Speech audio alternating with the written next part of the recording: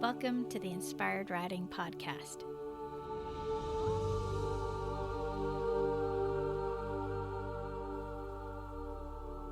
I'm your host, Beth Lauren Parrish. In this podcast, I want to invite you to think about ways you can help your horses right now. Let's think about some of the things we can do right now to help our horses live better lives and enjoy being with us. If you love your horse, my guess is that this topic is forefront in your mind nearly all the time, or at least I hope it would be. My system with Inspired Riding focuses on how to find little improvements in a step-by-step approach so you don't feel overwhelmed. That's a solid plan for life, too. So here we go. Here are some things to consider to help your horse right now. Slow down. Yes, it sounds simple, but what does it truly mean to slow down?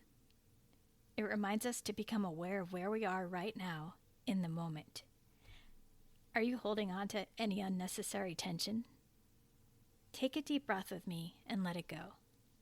Inhale and exhale. Good. Let's do just another. This time, breathe in some love and appreciation. And then exhale love and appreciation out into the world. Cool. So that's just one tiny way to slow down. How else can you slow down? Do you need to do less in your day? As my friend just reminded me this morning, we don't actually win medals every evening from jam-packing our days with to-do lists. We can actually just feel satisfaction when we go to sleep by knowing that we just did our best. We are doing what we're absolutely capable of doing each day. And I'm sure if you're like me, a little bit extra too. So perhaps for the next few days, experiment with doing maybe one less thing. See how that feels. Perhaps that'll allow you to eliminate any rushed feelings. And truly, rushing around in life doesn't feel good, especially to your horse. They sometimes watch us buzzing around, and if they could, they'd just roll their eyes at us. Or if they're really sensitive, they might even spook. Horses crave that calm state and are continually inviting us to slow down and just be with them in that calm and relaxed feeling. Now, for one more idea about slowing down. What if you physically move slower with your steps? Would that feel really strange? What if you noticed how much weight you're placing on each foot? Are you leaning one way or another? Are you tensing up your toes in your shoes? I know I do that sometimes. And especially when I was recovering from my leg surgery, I was on a walker for quite a while. Then I transferred to a cane. And then very slowly, without assistance, I was keenly aware of where I was placing my feet. Now that I'm fully recovered, I catch myself getting a little too quick in my movements. And then I stop and say to myself, hey, there's no rush. Be careful. Slow down and enjoy being able to move beautifully. It's so amazing when you're not able to do something for quite a while, how much more appreciative you are when you can get back to it. I am so grateful for that healing process, and I never take for granted simply getting out of bed and going to the next room without using a walker.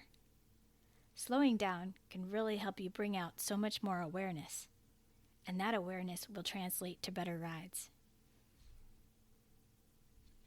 The next thing you can do right now to help your horse is to trust your intuition.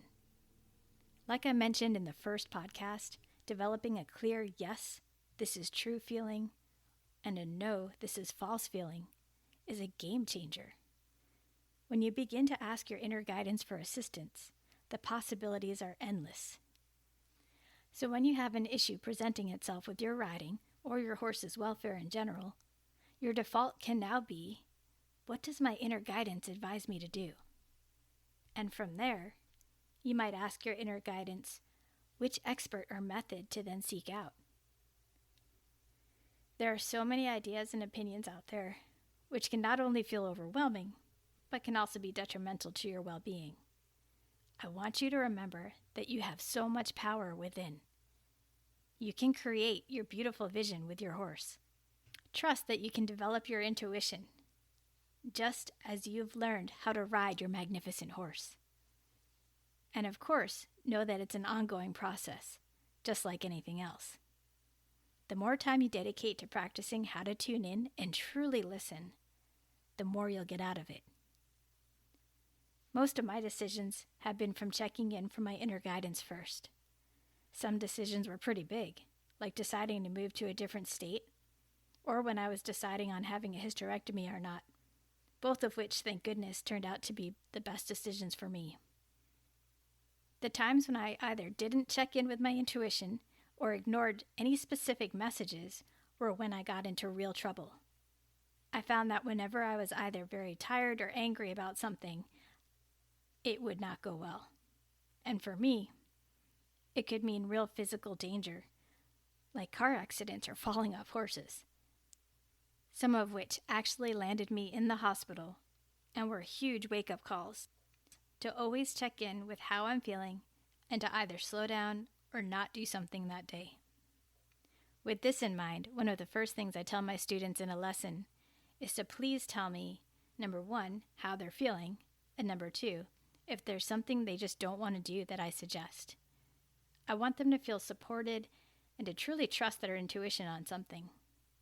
I won't know how they're feeling internally, as many people are quite good about hiding their emotions. And that goes for complete beginners as well. We all know how much our bodies can handle, and it's incredibly important to honor that. Of course, it's also fun and rewarding to improve little by little. But being aware of how much to push past your comfort zone should ultimately be up to you and not someone else, even if it's a beloved instructor. So if for some reason you have a feeling inside that says to slow down or to go back to the basics, please honor that, and if you need to, have an open conversation during your lesson. If your instructor isn't willing to listen or make changes, it might be time to find a more understanding teacher. Speaking of teachers, can you guess what the next thing would be to help your horse right now? Yes, that's right. Listen to one of the best teachers of all, your own horse. And by listening, I mean really learning animal communication and begin having full-on conversations. You can go back and listen to the second podcast for tips on how to do this. For now, I want you to imagine the possibilities. If you don't already do this, think about going along your ride and asking your horse what he or she thinks about doing something specific, like trot, canter, trot transitions. Notice if they feel excited about moving their bodies in this way, and you get a green light. Or, if you get a clear no from them, you can inquire why.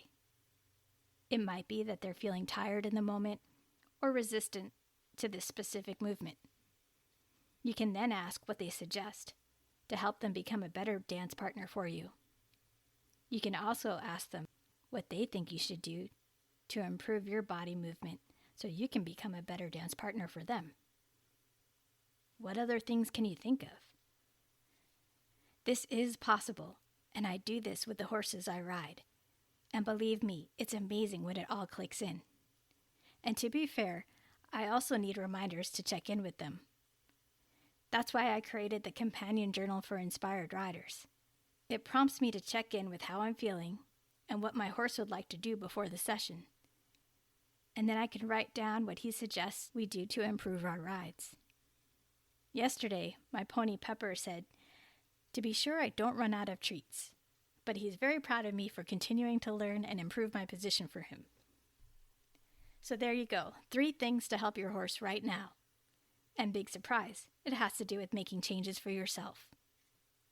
When in doubt, slow down, trust your intuition, and listen to your horse. Those are 3 keys to becoming an inspired rider.